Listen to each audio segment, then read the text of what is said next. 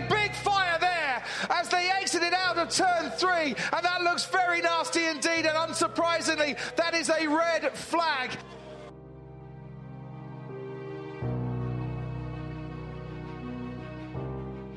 A cena que rodou as redes sociais no dia 29 de novembro parecia ter saído de um filme de ação de Hollywood.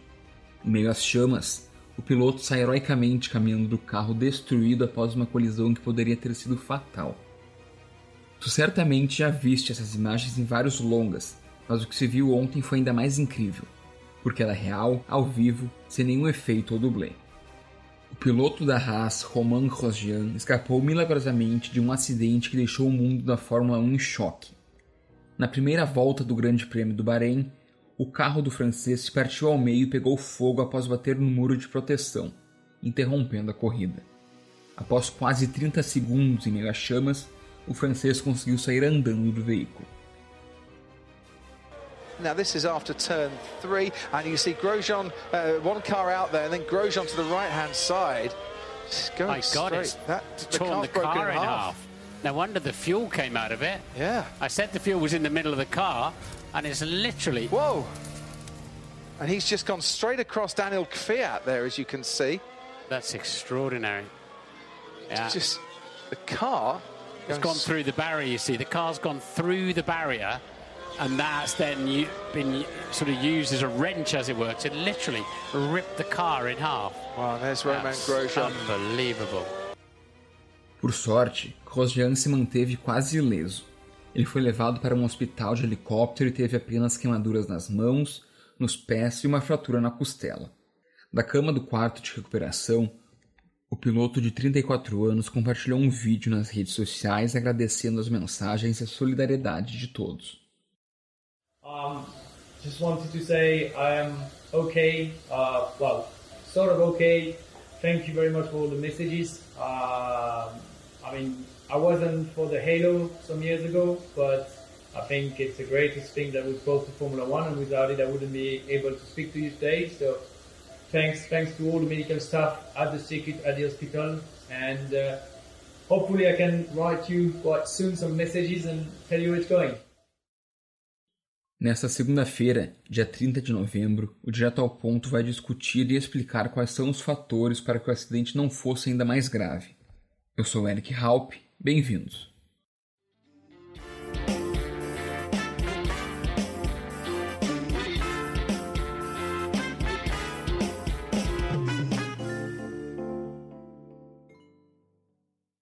O mundo esportivo não presenciava uma batida nessas proporções desde o caso de Jules Bianchi, em 2014, e que culminou em sua morte.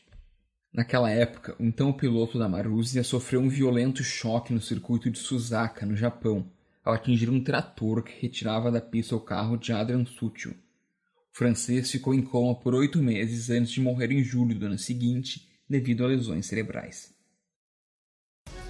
Le jeune pilote de Formule 1 Jules Bianchi est décédé. Le Français de 25 ans était dans le coma depuis son accident lors du Grand Prix du Japon en octobre 2014. Il avait perdu le contrôle de son véhicule et s'était encastré sous un engin d'élevage. La présence de cette grue alors que la course n'était pas neutralisée avait fait polémique. Felizmente, Grosjean teve mais sorte e contou também com mais proteção no seu carro. No acidente, ocorrido na saída da curva 3, ele tentou desviar de outros carros mais lentos à sua frente e derivou para a direita. Então, o bico do carro do russo Daniil Kvyat tocou no pneu traseiro direito da Haas do francês, que rumou para a mureta de proteção descontroladamente. O carro foi partido ao meio, com toda a parte traseira de um lado e a parte do cockpit, que pegou fogo com Grosjean dentro, do outro. 2 fiscais de pista com extintores se aproximaram do carro em chamas e apagaram o incêndio, enquanto o piloto pulava o guardrail para fugir. Rapidamente, o auxílio médico chegou e Grosjean foi ajudado a entrar nesse carro. Consciente, ele ficou sentado no banco de trás, onde aguardou a chegada de uma maca, para então ser levado ao centro médico do autódromo e depois ao hospital.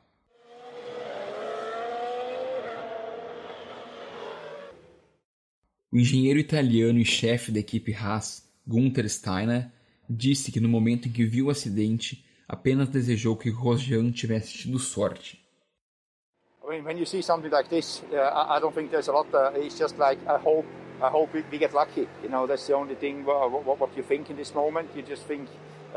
You don't think how it happened or what. It's just like, where is Romain? And then one of the guys saw him on TV just jumping out, because I was still worried he's in. And I would like to thank Dr. Ian Roberts and Alan van der Merwe from the FIA and all the marshals around there, which I don't know by name, but they did a fantastic job to get him away as quick as possible from the fire. I mean, it was amazing what they did, and thank you a lot to them. Mas sorte não foi tudo. A Federação Internacional de Automobilismo está em uma constante evolução nos aparatos de proteção. Influenciada pela trágica morte do piloto Antoine Hubert, da F2 durante a corrida na Bélgica em 2019, a FIA prometeu no início deste ano melhorar drasticamente a segurança dos carros da Fórmula 1 para 2021. As principais mudanças serão em relação ao chassi, que passará a ser mais pesado, e os testes de colisão obrigatórios também devem ficar mais rigorosos. E para falar sobre o cenário de segurança na Fórmula 1 e também nos ajudar a entender melhor o acidente do Grosjean, eu recebo agora Bernardo Berst, editor do site do Correio do Povo, jornalista responsável pelo blog Pitline. Bernardo, bem-vindo. E para a gente começar, eu quero que tu nos conte quem é Romain Grosjean e como tem sido o andamento da Fórmula 1 em meio à pandemia de Covid-19. Romain Grosjean é um piloto francês. Ele estreou na Fórmula 1 em 2009. Ele tem uma certa fama de ser meio malucão, assim, um piloto rápido, porém propenso a acidentes. E ao longo da carreira ele fez alguns pódios. Eu não tenho aqui agora o número, acho que foram 3 pódios. E ele correu pela Renault, pela Lotus e pela Haas. São 3 equipes que ele defendeu. Esse ano ele ficou sem contrato para o ano que vem. É uma ironia, além do fato de que ele provavelmente vai perder as últimas 2 corridas da temporada. E meio que a carreira dele de Fórmula 1 pode ter acabado por causa desse acidente.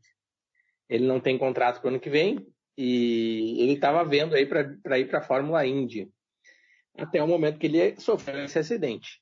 A Fórmula 1, desde que ela recomeçou, antes na verdade, ela fez todo um planejamento para poder realizar as corridas num ambiente o mais hermético possível para evitar contaminações de Covid. Todos são testados nas sedes das equipes e da FIA antes de irem para o local do evento. Quando chegam no local do evento, são testados de novo todos os dias quando vão entrar no paddock da Fórmula 1, que lá é a estrutura que recebe carros e pilotos. E se dá alguma dúvida em algum desses exames, a pessoa é isolada, pode fazer mais um exame, se confirmar positivo, ela fica fora do final de semana. Até então, a gente teve 2 casos de pilotos que não puderam correr. Os 2 casos na equipe Racing Point. O Sérgio Pérez foi o primeiro a pegar a Covid-19 e foi substituído pelo Nico Hülkenberg. E depois o Lance Stroll, da mesma equipe, também substituído pelo alemão Nico Hülkenberg. São 2 GPs aí 3 GPs, na verdade, porque o Pérez perdeu 2 corridas. Que teve pilotos que não puderam participar por causa da Covid. Mas é toda uma estrutura muito complexa para evitar que haja contaminações.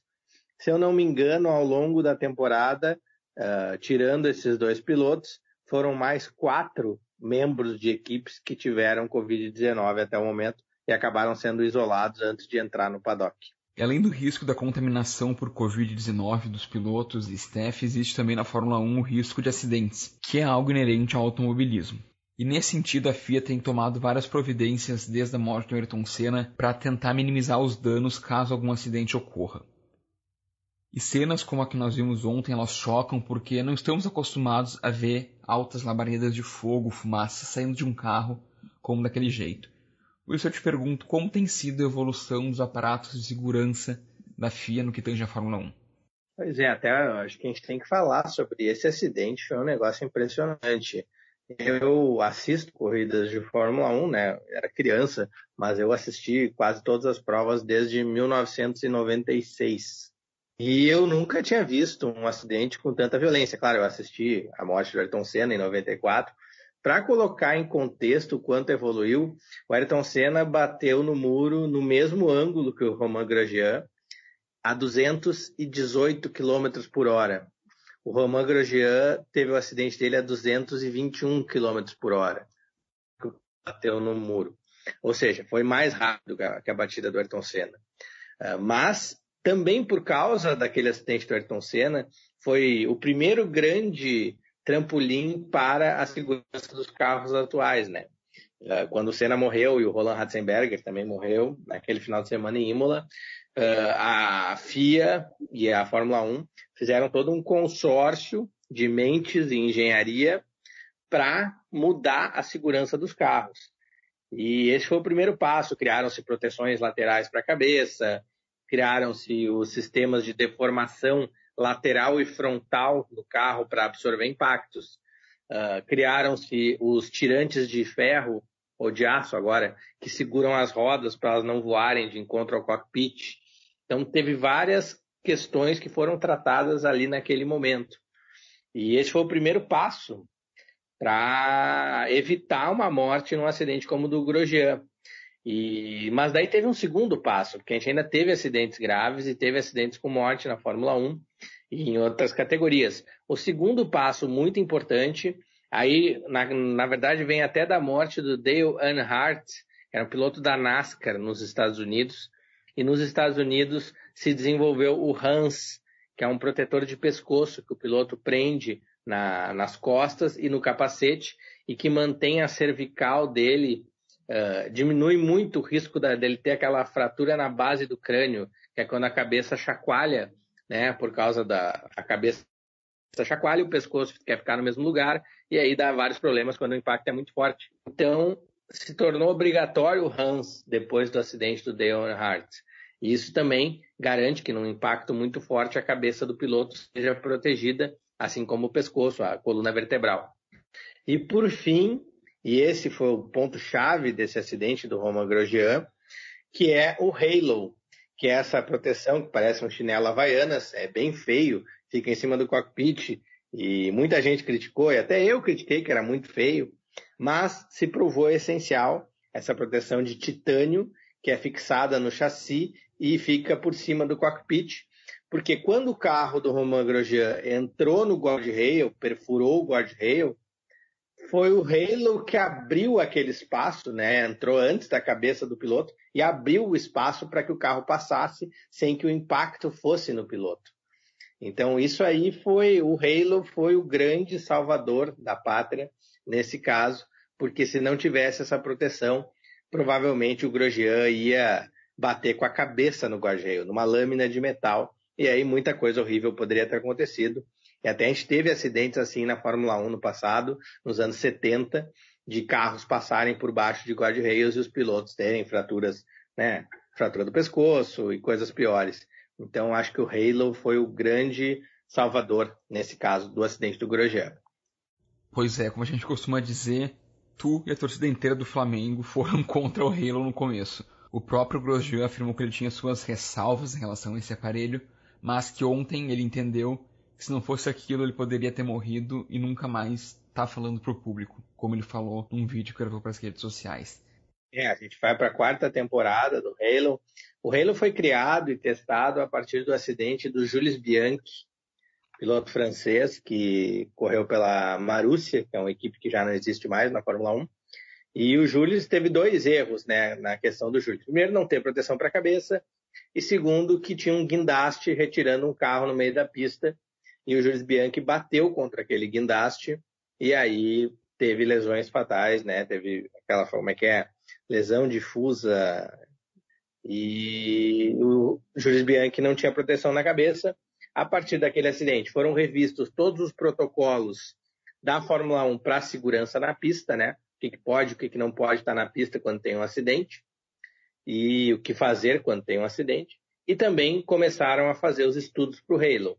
Acho que 2 anos depois é que surgiu o Halo, e aí foi implementado, depois de muitos testes, para ser obrigatório, e atualmente ele é obrigatório em todas as categorias com chancela da FIA.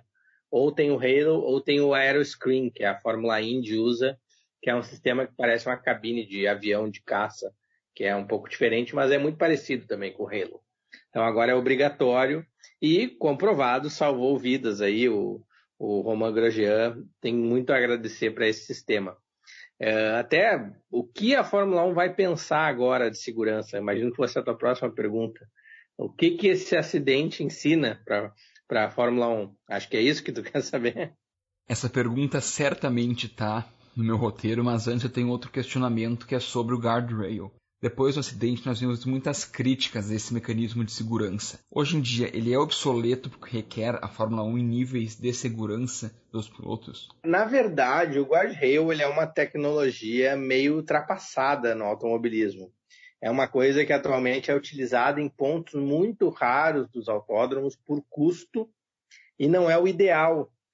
Na verdade, tem um probleminha que certamente será resolvido de planejamento, de projeto da pista, porque esse guardrail estava ali, no meio de uma reta, para criar um espaço para quando um carro quebra ou tem um acidente menor, ele ser retirado de uma forma fácil e a corrida não ser interrompida, para poder fazer o mais rápido possível o serviço. E como teoricamente não é uma área de muito risco, tu bota um guardrail ali porque não está esperando que aconteça uma coisa dramática. E o que aconteceu ali é que aconteceu, né? 2 carros se tocaram, foi um acidente inesperado, mas acidentes inesperados acontecem, e aí bateu no guardrail, que era uma lâmina única, e acabou abrindo. É que o impacto foi muito violento, e não se espera que tu bata num guardrail a essa velocidade, e por isso que ele acabou cedendo.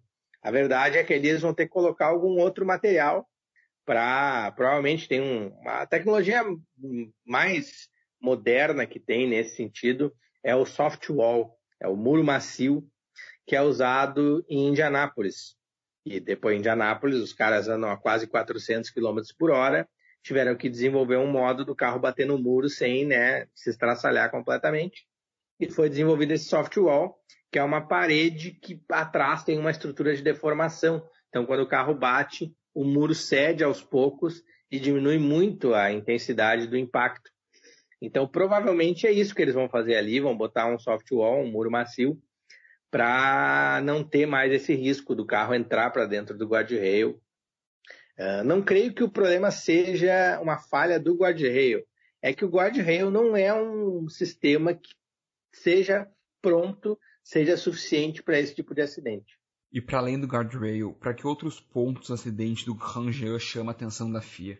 Na verdade, o maior problema desse acidente, e na verdade ele traz um pesadelo do passado para a Fórmula 1, que é o incêndio. Antigamente, o maior medo do piloto de Fórmula 1, apesar de que a segurança era muito menor em todos os sentidos, mas o maior medo de um piloto de Fórmula 1 nos anos 70, nos anos 80, era o carro pegar fogo e ele ficar preso dentro do carro. E a gente teve algumas mortes por isso ainda no fim dos anos 70 e início dos anos 80, casos como o David Purley, acho que foi em 77, teve o Ricardo Paletti em 1982, que bateu na largada, desmaiou, e aí quando estavam tentando resgatar ele, o carro explodiu em chamas. E também teve o Hélio De Angelis, que foi um piloto esse de mais renome. O Hélio De Angelis francês chegou a ganhar 2 corridas de Fórmula 1, e num teste com a Brabham em 86, ele capotou, o carro pegou fogo e ele também ficou preso no carro. Então esse era um pesadelo de antigamente e que, na verdade, desde os anos 90 não é um protagonista da Fórmula 1. É muito difícil a gente ver um incêndio fora de controle com o piloto dentro do carro, num acidente. Tem muitos sistemas que são feitos para prevenir isso. Tem 2 extintores de incêndio que se acionam automaticamente por impacto no cockpit e no motor. Tem todos os materiais que envolvem o tanque de combustível são especificamente feitos para não serem inflamáveis. Então tem muita coisa para impedir que isso aconteça. Mas aconteceu. Então acho que o principal estudo da FIA nesse caso vai ser sobre o que provocou o incêndio, a explosão no carro do Romain Grosjean, porque, na verdade, todo o sistema para proteger o piloto de impacto, tudo que tinha que funcionar, funcionou. O Grosjean sofreu muito poucas lesões, ele teve uma leve luxação na costela por causa do impacto. Então todo esse sistema funcionou, não dá para criticar nada disso. O problema que teve foi o incêndio, porque caso o Grosjean tivesse, por exemplo, desmaiado pelo impacto, se eu não me engano foram 53 Gs de impacto na hora da batida, se ele desmaia e não consegue sair, ia ser muito difícil tirar ele do carro, tanto que o cockpit queimou inteiro. O cockpit do carro da Haas virou um carvãozinho, queimou tudo.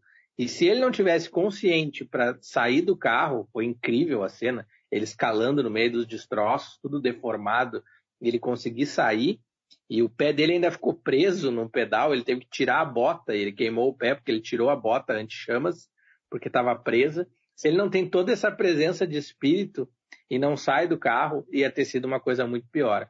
E então eu acho que o fogo, o incêndio, vai ser o principal foco de estudo, o que a FIA vai ter que ver, por que esse carro pegou fogo e o que dá para fazer para não se repetir. Isso mesmo, foram 53 Gs, que é uma quantidade altíssima. Só para o nosso ouvinte ter um pouco de noção, 1 G equivale à pressão aplicada ao corpo humano pela constante gravitacional no nível do mar. Então o instinto de sobrevivência que o Grosjean tem é uma coisa incrível. Aquela cena é muito dramática, mas ao mesmo tempo mostra a necessidade do ser humano de lutar pela vida. Tu vê que ele levanta quase em choque, mas naquele instinto de sobrevivência ele consegue sair do carro por uma frestinha e se salvar. Foi um detalhe, foi realmente por detalhe que a gente teve esse resgate do Grosjean inteiro. Bernardo, tu mencionaste a questão da investigação. A gente tem um laudo que é fundamental para conseguir entender o que se passou com o carro do Grosjean e por que ele explodiu daquele jeito. Qual é o trâmite disso? Quanto tempo deve demorar para a gente ter uma resposta a respeito dessa questão? Tem vários trâmites na Fórmula 1. Eu sei que a própria equipe Haas estava com os delegados da FIA no autódromo depois da corrida, examinando a área do acidente e os destroços do carro. Tudo foi recolhido em caixotes, cada pedacinho que eles puderam achar. É tipo um acidente de avião, assim. Eles recolheram tudo, as caixas de telemetria, tudo que eles podem examinar foi recolhido como fosse um acidente de avião. E meio que foi, né? O impacto foi quase um acidente de avião no Fórmula 1. Então eles recolheram tudo isso, e tudo isso vai para o exame da equipe e da FIA. E aí vai passar por os engenheiros do time, vão passar todas as informações de como é construído esse carro, para saber todos os detalhes, o que encaixa onde, que material é usado em que parte. E a partir disso aí, isso vai ser enviado para a FIA, junto com as conclusões da própria Haas, e aí os delegados da FIA vão examinar e vão fazer sugestões para as equipes do que pode ser feito a partir daí, do que tem que ser feito para evitar que um acidente parecido gere circunstâncias similares que possam o piloto ficar preso no carro em chamas, o que ninguém quer. Acho que isso aí é uma questão de, talvez, de concluir o que aconteceu, dependendo do material disponível, é questão de semanas. E a partir daí são alguns meses de pesquisa, de estudos, para a FIA começar a ter respostas para passar para as equipes. Tem um pessoal que é responsável por isso.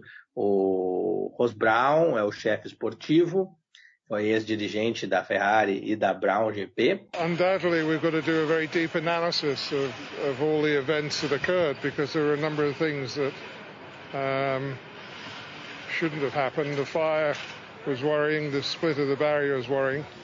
I think the positives are the safety of the car. Tem um dirigente da Renault, que também agora é da Fórmula 1, e ele trata disso, faz parte da equipe do Ross Brown. Tem todo um time de engenheiros que vai estudar isso aí e trazer sugestões para a Fórmula 1 evitar novos acidentes com fogo. Eu só digo assim, o sistema de impacto todo funcionou. Perfeito. E Bernardo, acho que é importante a gente mencionar que, obviamente, depois do acidente a corrida foi parada, foi interrompida, para que todos os cuidados fossem tomados em relação ao Grosjean e também que o carro fosse retirado da pista. E quando voltou, tivemos um capotamento. O Lance Stroll da Racing Point acabou tocando a AlphaTauri do russo, o Daniil Kvyat. E por conta disso, o russo foi punido em 10 segundos ali de acréscimo ao seu tempo final. Tirando esses dois problemas, normalidade nas pistas, certo? Hamilton ganhando mais uma vez e se consagrando novamente aí vencedor de um GP. Eu te pergunto a partir disso, quais são as expectativas para as duas últimas corridas que faltam? O que acontece com a Haas e quais devem ser os resultados aí, além do Hamilton, que já está quase com o título na mão novamente? Bom, falta 2 provas, né? A grande notícia desse fim de temporada é que o Pietro Fittipaldi vai substituir o Romain Grosjean, pelo menos em uma etapa, então o Brasil volta a ter um piloto na Fórmula 1, algo que não acontecia desde o Felipe Massa. As circunstâncias não são ideais, mas estão aí, vai ter a oportunidade de mostrar serviço. E os campeonatos estão decididos, né? Tem uma disputa entre o Valtteri Bottas e o Max Verstappen pelo vice-campeonato. E então são 10 pontos de diferença ou 11. Então tem jogo. Cortou a minha ligação, né? Cortou. Posso bem, falou que tinha 10 pontos de diferença. Então, tem uns 10, são 10 ou 11 pontos de diferença do Verstappen para o Bottas pelo vice-campeonato, mas é aquele prêmio que ninguém quer ter, né? O prêmio do vice, principalmente o Bottas, porque ele foi amplamente superado pelo Hamilton esse ano. Então, vamos ver o que vai acontecer. A vantagem é que está todo mundo com a fresca. Enfim, ninguém tem responsabilidade muito com resultados na pontuação, então todo mundo pode correr um pouco mais agressivo, pode arriscar um pouco mais.